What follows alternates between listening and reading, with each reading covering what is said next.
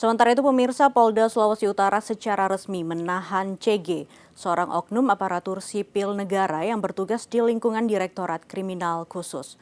Penahanan ini terkait dugaan kasus korupsi dana penyelidikan dan penyidikan tahun anggaran 2019. Tersangka diketahui telah merugikan keuangan negara sebesar 1,3 miliar rupiah.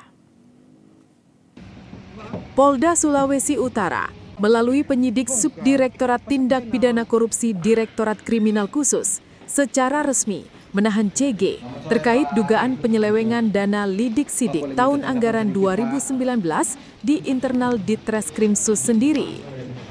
Penahanan ini menjadi bukti sikap nyata bahwa Polri tidak pandang bulu dalam menegakkan hukum, bahkan terhadap personel internalnya.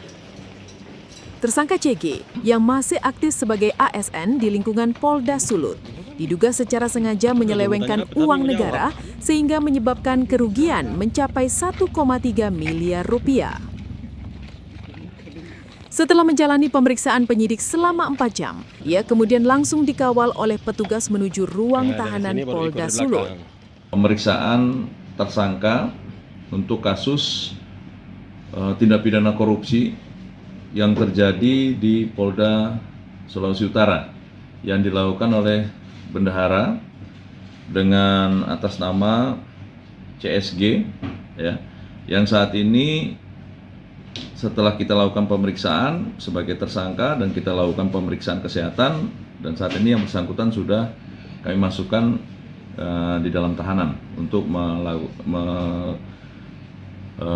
mengikuti kegiatan proses berikutnya.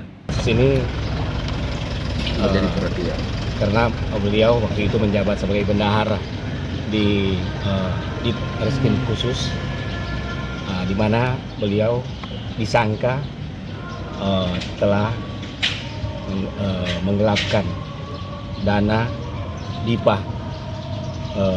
sidik lidik di Ditreskrim Khusus Polda Sulut tahun anggaran 2019.